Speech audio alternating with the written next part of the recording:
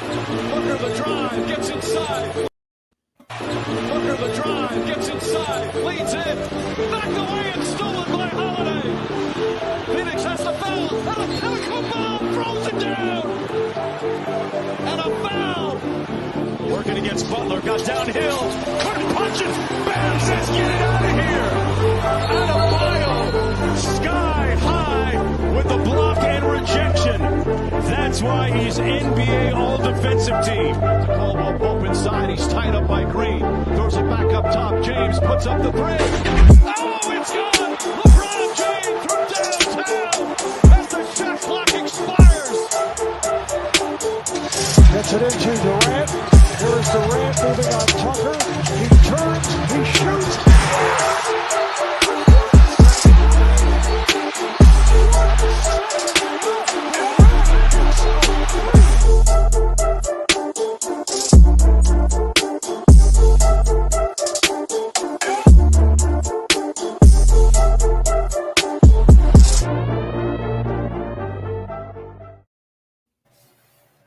Ladies and gentlemen, welcome to Deep Take from 3 on the athleteshub.org. My name is Gary Sunderberger. I am joined, as always, by Isaiah Hansen, the beautiful man himself.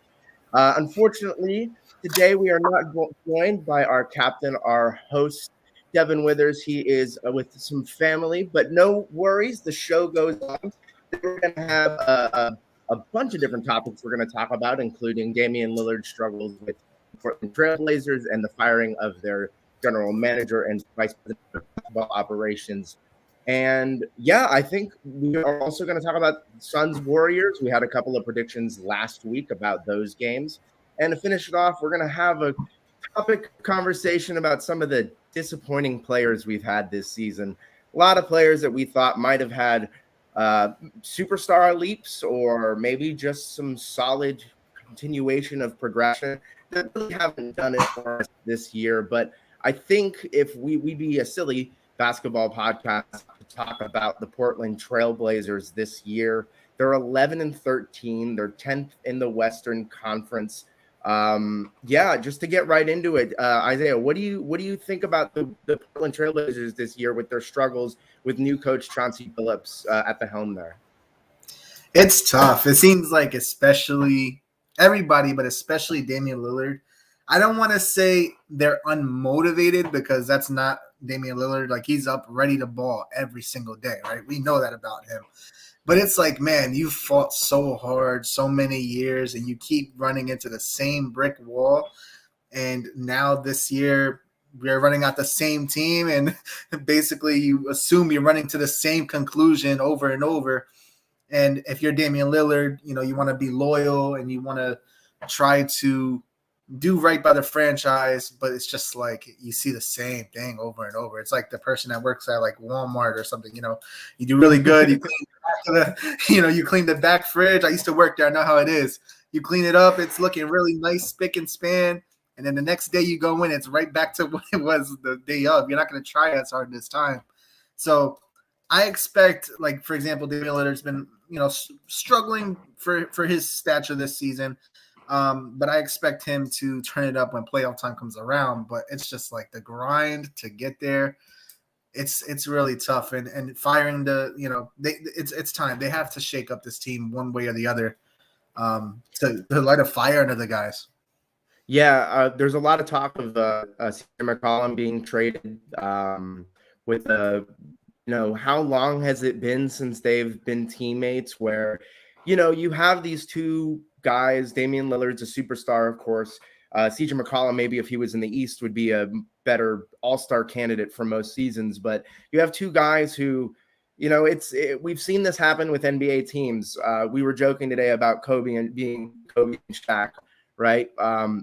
CJ McCollum and Damien Lillard are obviously nowhere near that. But even those two had their differences and needed to be split up at a certain time. And they won 3 championships. You have people like Kyle Lowry and DeMar DeRozan who are great players in their own right and really good talents, and they bring you wins. But at the end of the day, it's not what's going to win you a championship. When you have two small guards like that, under 6'3", you're not going to be a great perimeter defensive team. You've got Norman Powell playing 3 when he's really more of a 2, but because of that logjam at point guard and shooting guard, and I say logjam in all respect, they're 2 great offensive talents. But yeah, you're going to have a lot more perimeter defensive issues, and we see it here. The Trailblazers have a defensive rating of 114, and that is it is the worst. It's 30th of 30 in the NBA. They are not great on defense. And for a team that changed up the defensive scheme, they used to play a little bit more conservatively when Terry Stotts was the head coach. And now with Chauncey Billups, they have a more attacking, aggressive defense. And, if you don't have the personnel for that, I don't see it working. The NBA is about switchability. And, I mean, do you see them making a trade for CJ McCollum at the trade deadline? Like, I've seen a lot of rumors happen, because if it's not now, I don't know. You're probably already too late to get the highest value from him. But do you see someone reaching out, maybe Philadelphia, maybe, I don't know, the Warriors with the big contracts they have, maybe reaching out and grabbing CJ McCollum from the Portland Trailblazers? See, early on this year, we actually had a question similar as it pertained to Damian Lillard, like where he could go. And I brought up the Warriors early on, and I probably would have gone that route if they hadn't started off as fiery as they are. I feel like that's the type of team you really don't want to touch too much, because you've got everybody on that team knows their role. You got Klay Thompson coming back, and you're 18-3 on the seasons, I believe, right? 18-3. So I wouldn't want to mess with that. I would love to say my Knicks, right? But I almost don't want to see that happen anymore. It's not time, right? We're not ready for that just yet. I'm going to go back to the same team that I've been mentioning early on when I mentioned about Ben Simmons being moved. Yeah, I'm thinking the 76ers are going to go ahead and pull the trigger with Ben Simmons and bring in one of the two, CJ McCollum or Damian Lillard, one way or the other. And for both teams, it's a no-brainer. For the like we were just talking about, the Blazers, they just need a shakeup, man. And I think Ben Simmons could be that guy. Him next to Damian Lillard, and we talk about the defensive struggles. For everything that Ben Simmons has been, we know he's a great defender. He, as we said, he does just about everything except the thing that you need to win in the playoffs. But nevertheless, he would absolutely shake up the roster. And I would say, yeah, I mean, it's got to be McCollum. If Damian Lillard doesn't want to go, somebody's got to go. And if you're the 76ers, if you could get CJ McCollum next to Joel Embiid to join Seth Curry, I'm not sure who else he would have to really give up to get CJ McCollum, but I assume they would have one less guy along with Ben Simmons heading that way. You take that deal, and then both sides, it just makes sense. For me, I honestly see the 76ers trying their best to get Lillard, probably having to settle for McCollum, just because I guarantee the asking price for Damian Lillard is going to be way too much for Daryl Morey to want. And I mean, honestly, if there was one thing that I would say about Daryl Morey with the Ben Simmons situation in regards to the Trailblazers, is he might have been correct in waiting a little bit. We kind of flamed him at the beginning of the season for taking his time, waiting out. I think he said something like, this could take 4 years, which is ridiculous. But if he's within the last 4 months able to, I mean, people like De'Aaron Fox are getting looked at for trades. CJ McCollum, we talked about. Of course, you have the bunch of different teams whose main star players or second-tier players aren't necessarily happy right now. And, a Ben Simmons package isn't as lucrative as it used to be when he was more widely respected among the league. But I could definitely see Portland switching it up, like with him.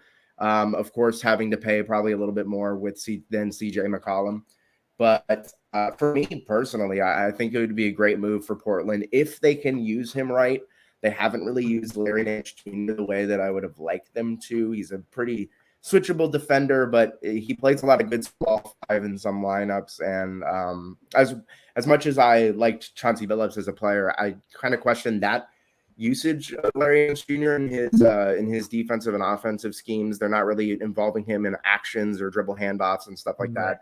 I worry that they're relying too much on McCollum and Dame. They're fifth in offense right now, which of course is great. They've always been good in offense. So the only thing that you can do really is improve defensively by getting Ben Simmons, who in his own right is an all-world defender. And I don't see, unless there's like a salary mishap or maybe they want too many, I could see a Ben Simmons, CJ McCollum trade with the right pieces involved. I don't see any other team that really has as big of a package as they do right now, because as far as I'm concerned, there's no reason for Philadelphia to want De'Aaron Fox now that Tyrese Maxey has become as good as he has. Who honestly, we should have like a whole thing about him, Tyrese Maxey. I was watching a game. I was watching the 76ers game at a bar the other day, and 3 straight possessions, Tyrese Maxey, one-on-one, gets a pick and roll, rushes in, either shoots a little floater off the glass, passes it to Embiid, kicks it out to Harris, who for some reason will take like an 18-foot contested mid-range shot instead of a 3. But, go on my Twitter, you'll see me rant about the 76ers because I always end up watching them for some reason. I'll be at a bar and then they're on. I don't know, but they're not the team you choose to watch. It's just they just happen to be on, right? Right. I don't know. Maybe I live in Florida, so I don't really think that there's a ton of like games on from Philly. Like I'm friends with a fan, but he doesn't watch basketball. I have no idea why. I go to a bar and it's always Philadelphia 76ers games. So shout out to Tobias Harris for taking those 18-footers, because I guess somebody has to keep the mid-range alive in the NBA. Do you have any other thoughts on that situation, or would you like to truck on to talk about some Suns and Warriors that we did last week? I was literally just gonna say, you don't ever want to really watch the 76ers, not this year. Like, you got Embiid. It's only, it's a decent team. There's a lot more interesting things going on, including the Golden State Warriors and the Phoenix Suns. Yes, the Golden State Warriors and Phoenix Suns, the top two in the West, when they played 2 games in 5 nights. Yeah, they played on November 30th and December 3rd of last week. They, they being the Phoenix Suns, won their first matchup 104-96 against the Warriors. And from all accounts, it looked like Steph Curry had quite a bad game that first game. 12 points, didn't really shoot the ball very well. The Warriors themselves were held to just 42% from the field, while the Suns shot almost 50%.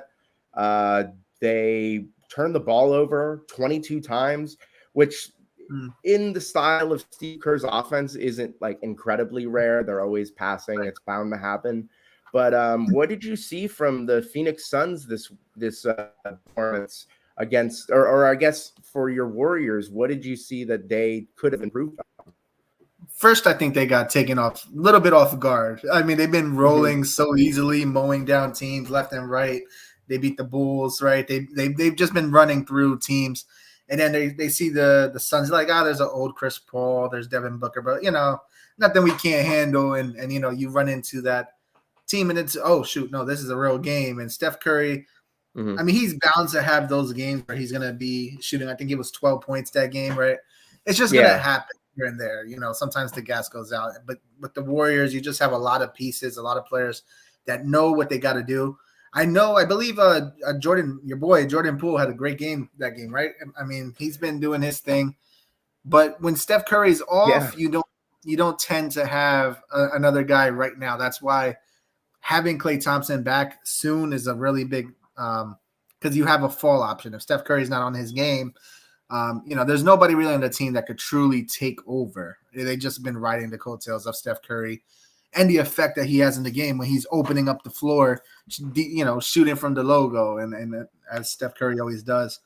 And not to mention, DeAndre Ayton, he had a little fun time down there. Like, there's nobody really contesting him.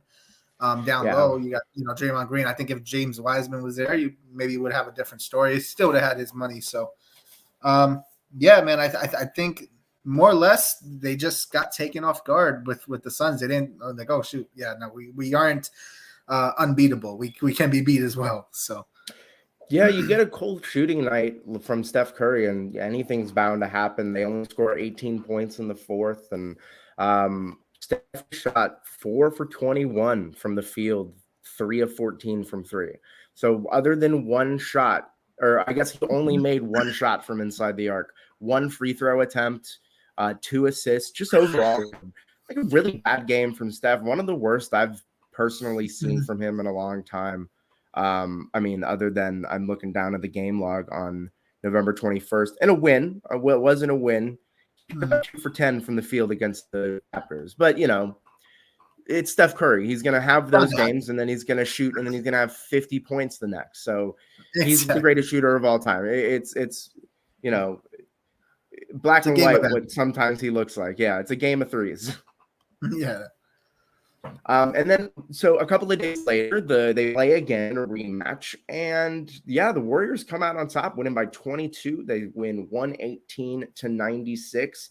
That game, the Suns struggled from the field, and I didn't even talk about it in the last game we covered, but Devin Booker went out with the stranger. Only played 15 minutes in the first game, 10 points in those 15 minutes, but that's not really what the topic of conversation is. It's when the Suns lose one of their best players, they seem to still bounce back, but then you look at the next game where they can't even get over 100 points without their best scorer on the court. Devin Booker, of course, with this team has shown that he is this primary scoring option and can be the number one scoring option on a team that goes to the NBA Finals. They did it last year. He doesn't have to prove that anymore. But I worry about the Suns team a little bit, especially going up against the bigger players in that conference. When it comes to injuries, they don't really have the depth to deal with that. That being said, I say your Warriors as if you're like the big Warriors fan, but you've been championing them all year. I'm gonna keep up with it. I'm gonna keep you in there. You're a Warriors fan this year. Did you pick them to win the finals? Was that you that said that, or was that? I originally had the Bucks, but last week I pivoted and now I'm with the Warriors. That's right. You pivoted Warriors. Right? They won 118-96 against the Suns on Friday, and in that game, Steph Curry 23 points, Gary Payton second 19. Juan Toscano Anderson was 17, 5 and 5. They look to be on all cylinders. But I want to point out the one that makes me happiest as a fan of old school basketball. Your guy, Draymond Green, 9 points, 9 rebounds, 9 assists, 6 steals, and 3 blocks. Man. If you were to put your money on today, would Draymond Green be your defensive player of the year? Or do you have somebody else, possibly a Mikal Bridges, who stuffed Steph Curry last game? A lot of talk about him getting some DPOY love too. It's way too early for me to go there. Of course, it's always so early. Even then, it's just Draymond. He's the product of the Warriors' success, in my opinion. But in his fairness, a couple more stats fillers there, he might have had a quadruple double there. So he had the, what do you call it? What Charles Barkley called it, the triple single. The triple single. Yeah, the triple single. So I one thing I love about Draymond Green is that he doesn't, he just wants the team to win, and the stat sheet really doesn't matter, and that's how it should be. You need more players like that. Maybe it's just a momentum wave, and every time I watch him, he just comes through. I'm still going Giannis Antetokounmpo. I just think because narrative-wise, I feel like that's what the Defensive Player of the Year award is. It's more about narrative more than anything else. And I think in the end, all said and done, it will be Giannis Antetokounmpo. But, man, I love what Draymond has done this year for the Warriors. I mean, now you mentioned, there's not really a second guy, though. There's really not. I mean, so that's what Clay is to come back. But there is the field, and the field being that one of those guys is probably going to step up and hit nearly 20 points in the game. And Draymond's a big part of that, man. He's a veteran. You see him, yelling at his teammates all the time. You see him, just being a leader. And that's exactly what he is, man. So I definitely – I'm with you in saying that he should be at least in the conversation as it stands as far as Defensive Player of the Year goes. I had picked him at the beginning of the season, if you remember. It was a plus 5,000 odds to win it, which is just insane regarding his track record. When you have Draymond Green on the court, just in general, the Warriors play so much better. They're such a better defensive team. They're such a better offensive team. They're first in defense in the year. They're first in net rating. They're 19-4, first in the Western Conference. And other than like a weird loss to the Spurs last night, where, still had 9, 8, and 9. So it wasn't like it was crazy. But to me, at least, Draymond Green is the person who unlocks that team. Of course, Steph Curry is Steph Curry. He's, in my opinion, top 3 point guards of all time. He's amazing. He's the greatest shooter. We've talked about this, of course. But Draymond just unlocks that offense into a level that no one else really could. Of course, Ben Simmons gets the comparison to Draymond Green. There's no way Ben Simmons could ever do anything that Draymond Green's does, sacrificing stats for his team's success. We saw in this game him go just dominate stat stuff all over the place. My only concern for the Warriors is that this, of course, was without the Suns having Devin Booker. And, of course, when they get Klay Thompson back, they'll have somebody to defend him. But I worry that maybe they kind of got off easy on the game this week. Just in general, without the other team's best scoring option, they're not going to put up a fight on offense.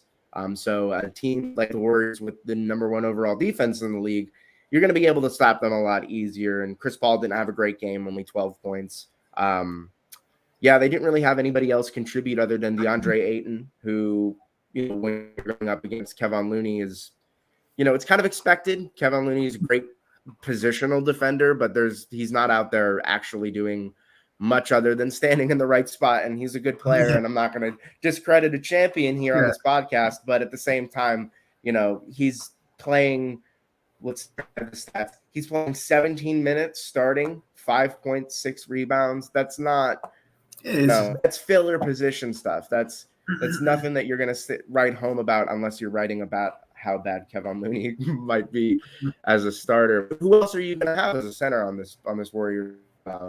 Boogie Cousins was already taken by the Bucks. I don't know who they have, who can be a free agent that they pick unless you get James Wiseman back in the lineup. Do you have any last thoughts on the Warriors this year? I know we might see this matchup in the Western Conference Finals. We never know. They're the 1 and 2 seeds now, and everything looks like it might be them. Yeah, and I think that's what we're going to see. Like I said, I don't see the Lakers getting – I don't think the Lakers are beating either of those 2 teams, not the Suns or the Warriors. That I could tell you, especially not the Warriors. Okay, I don't give them really a chance. The Warriors, especially when you got Klay Thompson and James Wiseman coming back. If those, more or less Klay Thompson, but James Wiseman absolutely also. If those 2 are healthy and the Warriors are able to just fit them into this offense seamlessly and just continue rolling over, they're going to completely roll over the Lakers. I would say 6 games. I'm going there. 6. So you're putting the Lakers losing to the Warriors in 6 games. Yes, correct. And the only reason why I'm giving them 2 wins is because of LeBron James. I feel like he's going to do everything in his power, but this is the Warriors. This is, the Warriors that have been dominating the league for such a long time. Do you remember? I don't know if you were watching this at the time, but I want to say it might have been SNL. There was a bit where they had the Warriors versus the Cavs. It might have been ESPN. It was one every four straight years. It was Warriors Cavs. They had a list of every single 2030 NBA championship is LeBron, and he has a cloning machine, and he's still going up against the Warriors. And then they have by the end of it, it's 35-year-old Donovan Mitchell and LeBron versus LeBron James as a robot. It's ridiculous to say, but it's funny that 2015 we got a Warriors Cavs finals. Of course, LeBron, that was the Warriors' first ring. You had LeBron having that injury issues with Kyrie and Love, so they couldn't really hold the candle to the Warriors. But it's funny that 6 years later, we're still sitting here talking about LeBron James versus Steph Curry. And they're really looking, the 2 of them, honestly, are the I don't really have a 90s NBA comparison for the 2 of them, just in general. Of course, you want to have Michael. Could you even say it's if John Stockton was more successful, just that them fighting in the finals all the time? I don't know. I'm reaching for straws here, but in a sense, you're right. Cool look. In a sense, you're right, because I don't think anybody's going to put Steph Curry over LeBron James, but no. Steph Curry has had the better luck as it pertains to LeBron. More in the right place, right time, except for that 2016 finals, how that turned out. But other than that, it's been all Curry. If you think about it, it's more like Kobe versus AI in that LeBron doesn't really have he has Anthony Davis, But, we look back at that 2001 76ers team and we were like, oh, AI had no help when he had like the defensive player of the year, the sixth man of the year, the coach of the year. Like AI had help on that team. And so you have a team like the Warriors that are stacked with someone like Kobe and Shaq. You have Clay, Draymond, and Steph, which I guess those three would equal the other two. You're going to have those little matchups. It's cool to look at that, how NBA goes from one set of two players doing that to now we have 6 straight years where we have the conversation of will the Warriors and LeBron face off in the playoffs or the finals like they used to. Another thing I wanted to mention when it comes to the Suns, is Chris Paul, of course, has one of the greatest resumes in terms of just playing winning basketball in his career. He has the nickname the point god for a reason. His assist to turnover ratio is insane for his whole career. He made the finals last year. I was kind of throwing this to you. I didn't bring it up to you at the beginning of the show or before the show. Is this the best team CP3 has ever played with? Or it could be no, but is this the best team he's had a chance to win the finals with, to win a title? Like, is this CP3's best chance to win a title, even if it's not his best team? They're really good this year. They're top of the conference in a lot of statistics. I'm curious as to what you think about not only this Suns team and their potential, but the Clippers in 2014 era. I don't know. I couldn't get it done back then. I think this might be Chris Paul's second best chance to win a title, right behind last year. I don't think it's going to get easier unless we run into some injuries and stuff.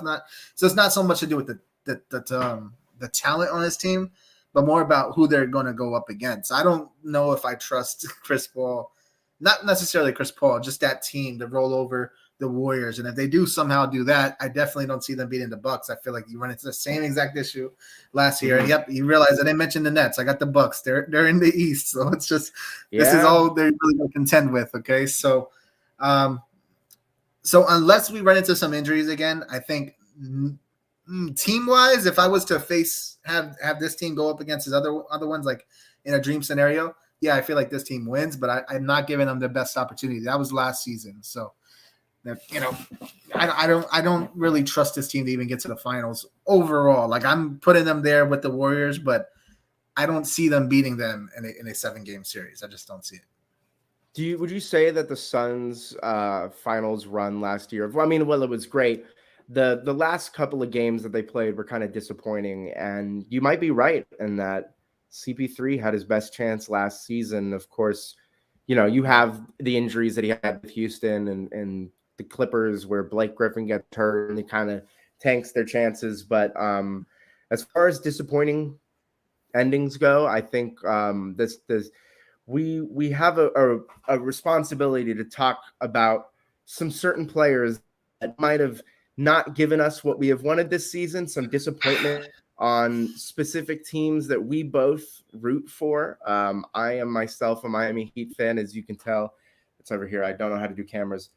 Tell my Chris Bosh jersey. Isaiah, you always champion the Knicks. Is there a guy that you might be a little disappointed with this season that you might want to talk about a little, just to get it off your chest? I know you're hurting a little bit. I know the extension hurt. I know that you were promised some good basketball, and with Kemba Walker coming out of the starting lineup, and do you got something to get off your chest, man? We're here to talk about it. I'm here for you. Let me start from the top, okay? I blame myself more than I blame him, who I'm going to mention, okay? Because realistically, Kemba Walker came in 2 years, $16 million.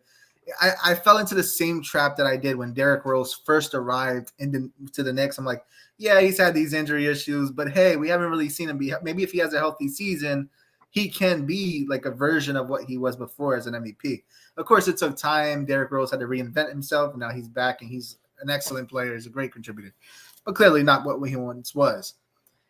And I fell into that same trap again. I was hoping, man, just maybe Kemba Walker's going to come in, and he's going to, and he would be a bargain at the $8 million a year. But it turns out he might just be worth that $8 million a year, if that. Not that he can't turn it around and reinvent himself, but clearly there's a timestamp. But I can't really blame Kemba Walker because the expectations shouldn't have been there for somebody like him that has had injury issues. We should have seen this coming.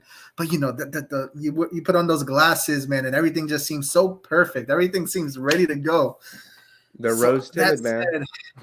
I gotta put it on the shoulders of JR, not Jim Ross, Julius Randle, man. I was like, is J.R. Smith still on the Knicks? No, Julius Randle. Yeah, Julius Randle, man. And it's maybe he's not the biggest disappointment in the NBA. But when we ask who is the most disappointing player to you, it's Julius Randle, because he's just been really inconsistent. I mean, he's had his nights where he shows himself, but the thing that last year after the playoffs, there was concern, like, would he be able to bounce back after being exposed by the Hawks? And in some respects he has, but it's like the dirty laundry is out there, and like now you can't hide it. The stench is there, and you see it. It's just a level of inconsistency, a lot of bonehead play, especially late in games. Again, I can't put it all on him because, to be honest, the entire team has been very inconsistent. But he's kind of regressed back to the year one Julius Randle that we saw, not the year two. Now, am I throwing this towel in? Am I saying it's over for the Knicks? No. Don't get me wrong. No, he is going to 24 games in, 23 games in. Actually, I gave you one more than you actually are. Yeah, don't throw it away. Exactly. They're turning around. Julius Randle is going to wake up. I'm just disappointed that it's taking this long. But just give us some time. Now we understand what we got with Kemba Walker. Now we need, we just need guys to get healthy. We're fine, man. RJ Barrett's still figuring it out. He's going to be an all-star at some point. Maybe not this year, but it's coming, man. It's coming. I'm not giving up. But, yes, I got to go with Julius Randle. He's just been very inconsistent. You'll see it in the game logs. I mean, he's a really good fantasy basketball player. But for a winning basketball player on the Knicks, he hasn't been that guy. Is it his fault either? I don't even know, because we should have never really expected him to be that number one option in the first place. But it's just that he's taken a step back, not a step forward. That's what's really disappointing for me.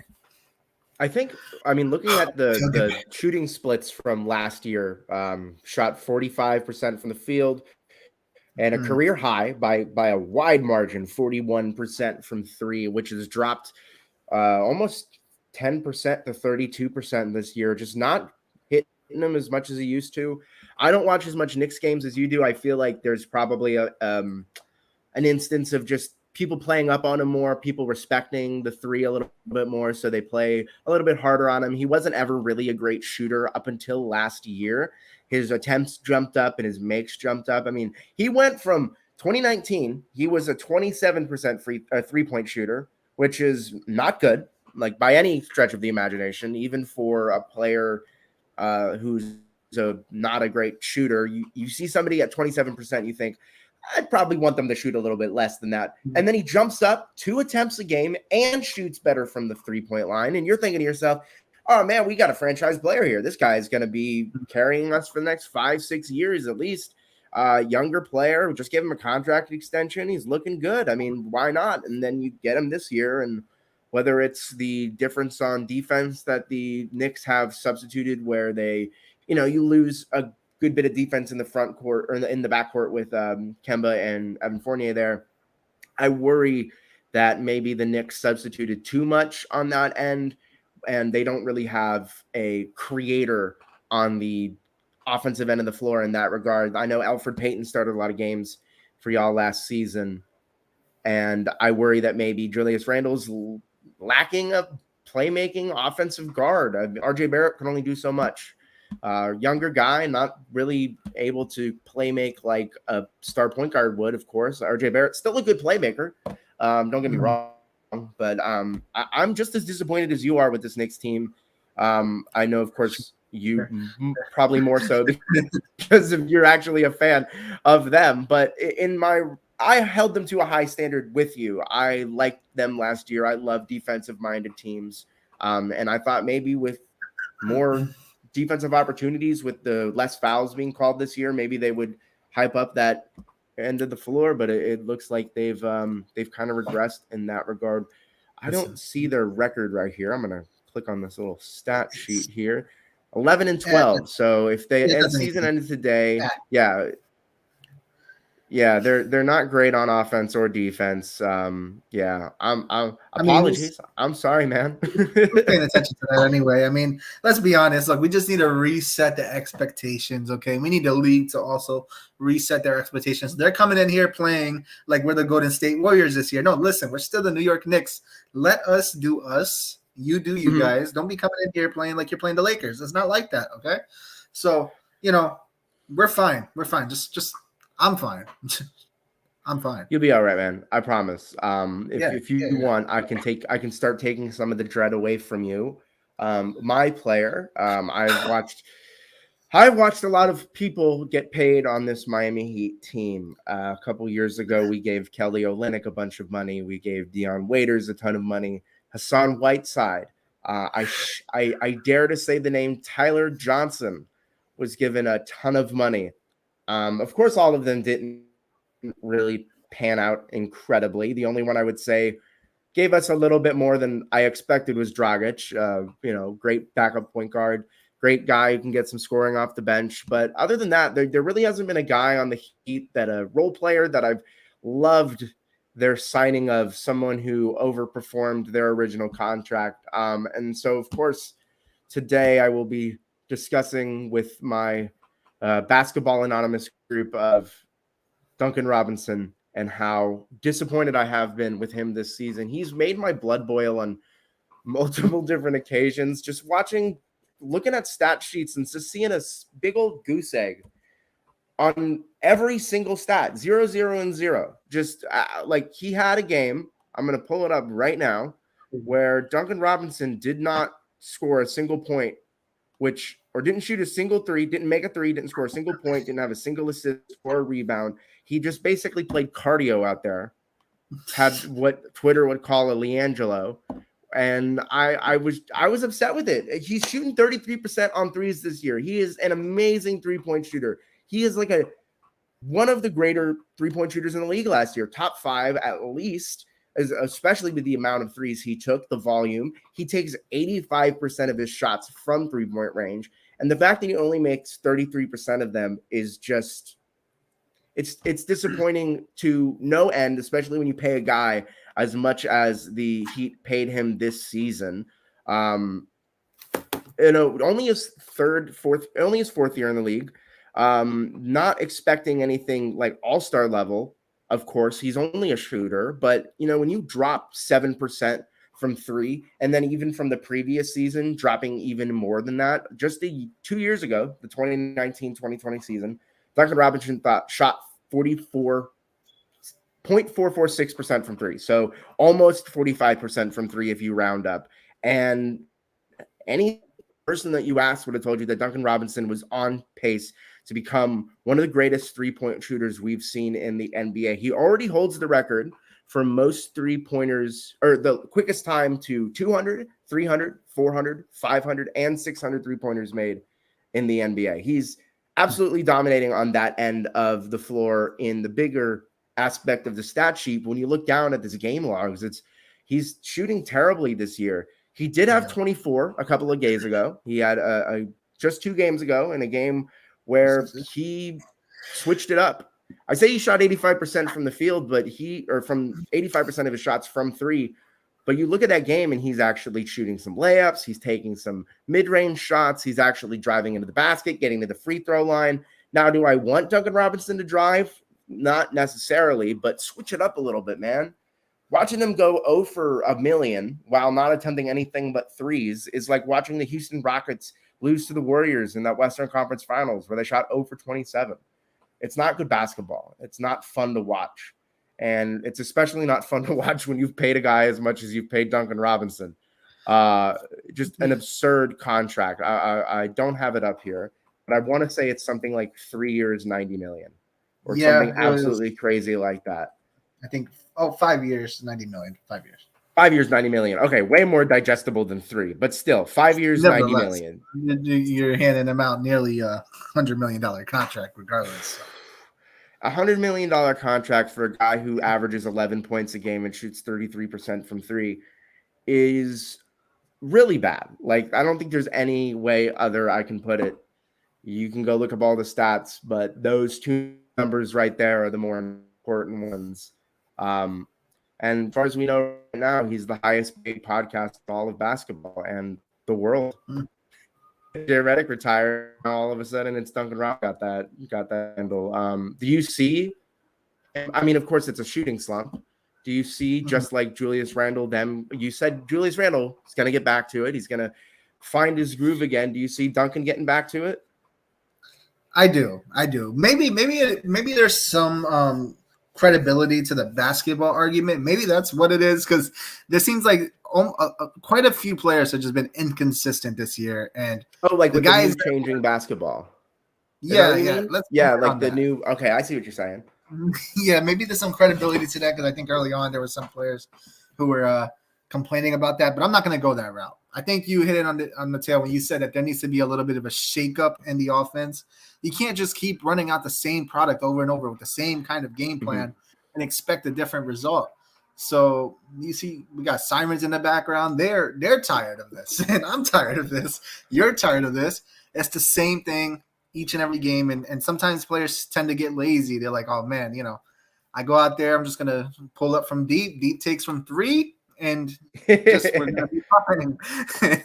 But it hasn't quite gone that way. I don't watch the Heat like you watch the Heat, but I will say I wouldn't worry too much. There's no doubt they're gonna be in the playoffs, and I do trust that by that time Duncan Robinson will be able to at least come through with a clutch 3 with Jimmy Butler going off and just kicking it out to Duncan Robinson. So I wouldn't worry too much. I'm not going to give you a ton of sympathy because, like I said, they're going to make the playoffs. They're going to be fine. I don't know if they're going to be, they're not going to be in the finals, but they will be. And who knows what can happen, man. And, you got a lot of pieces on that Heat team, and at least they have a good coach in Eric Spoelstra who can figure it out. And maybe it is having Duncan Robinson drive a little bit. Like we talk about certain things. Like, for example, last year, with Obi Toppin, you would see him. I think I am switching it back to the Knicks, but nevertheless, keep going. Just chucking 3-pointers and shooting from the outside, and like I would say often, well, it seems like a coach's order. Like we know what you could do on the inside.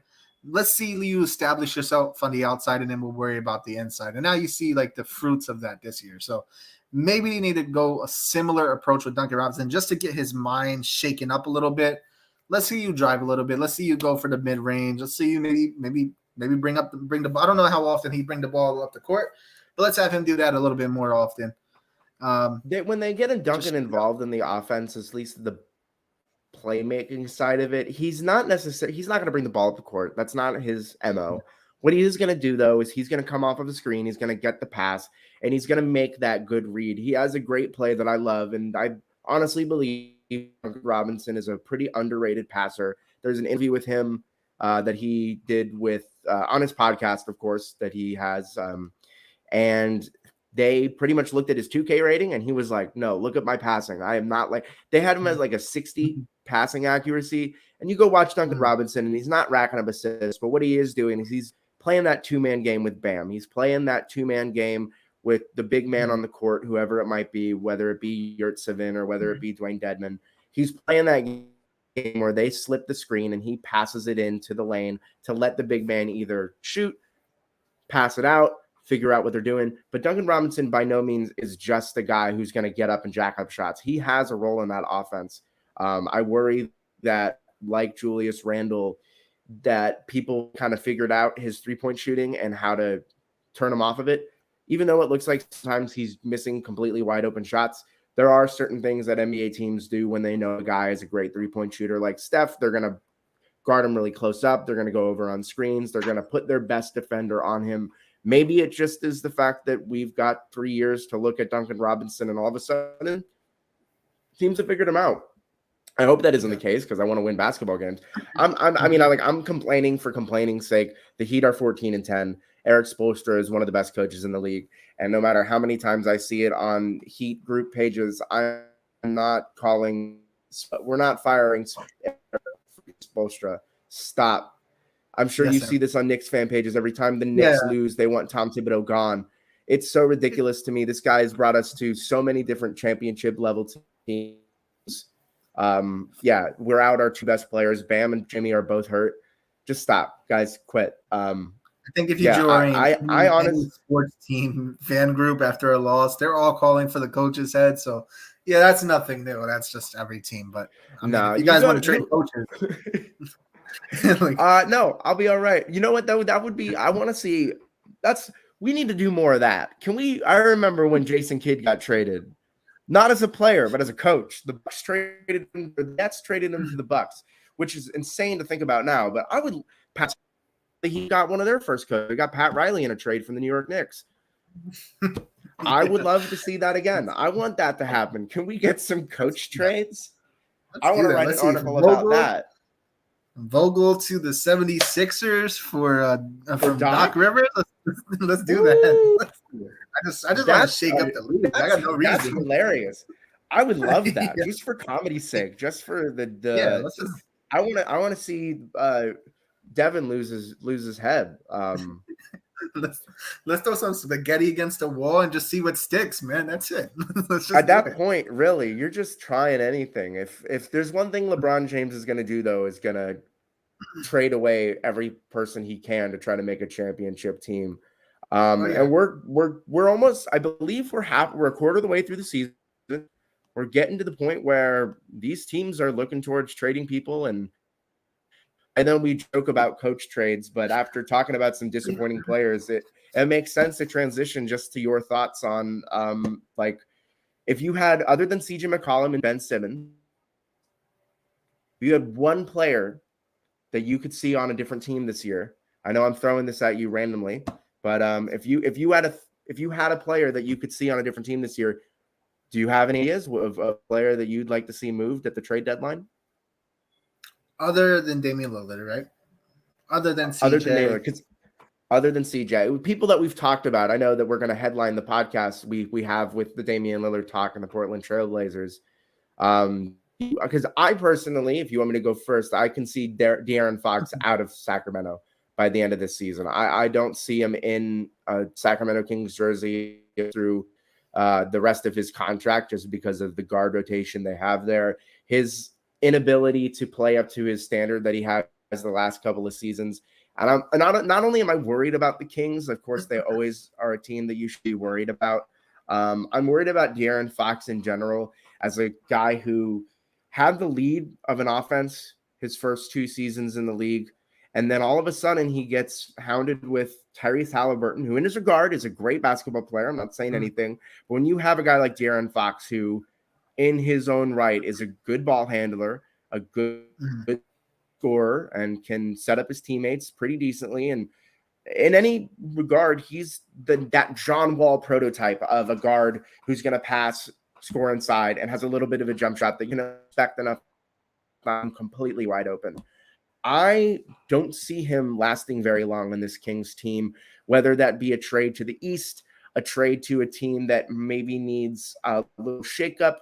Maybe you see a trade for, I don't know, maybe you see a trade to the Cavs, or maybe you see a trade to a team like the Nuggets, who now are down a Michael Porter Jr. and need a kind of a ball handling presence to take over the possessions when Jokic isn't controlling the ball. I know that he's amazing when he's on the court, Jokic is, but with Jamal Murray there's a lack of handlers on that team that personally, when you get to the playoffs, you kind of need. So I wonder if De'Aaron Fox maybe finds his way to another team. Of course, Michael Porter Jr. can't get traded this year because of the contract extension trade requirements that you have to pass through after your first extension.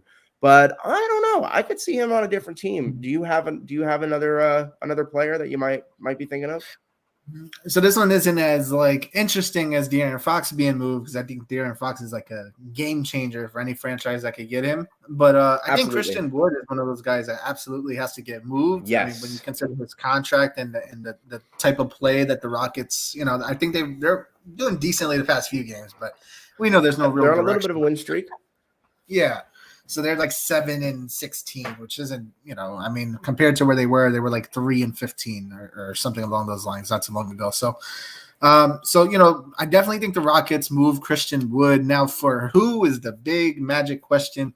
There's teams that could use an inside presence, but it's just really difficult. I mean, I'm sure the Nets would love to get their hands on him somehow, but it's just so many moving pieces, moving parts there. But I think Christian Wood gets moved, absolutely. Now, when it comes to De'Aaron Fox, man, I don't know if I see him being moved this year, like this season before the deadline. I just don't know. It's one of those things. Like De'Aaron Fox is going to be one of those guys that I feel like is going to be on the trade market for like the next 3 or 4 years, or 2 years. He's got the Bradley Beal about him, where he's good enough to be in the trade request, but he's not good enough to give up like the entire franchise for. Exactly. And I think Beal's another one you mentioned. I feel like his supporting cast, you got to throw them into the conversation. Kuzma, Kyle Kuzma, maybe to the Lakers again. Who knows? I hope Dev's watching. Goodness. I would love We're to just see going to give him happen. an aneurysm, a heart attack at this point.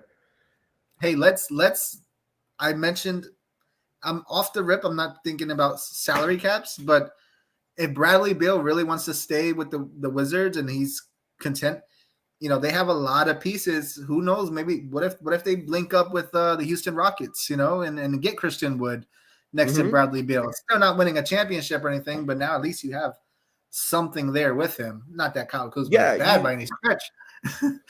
No, we're no Kyle Kuzma hate on this podcast. We don't talk.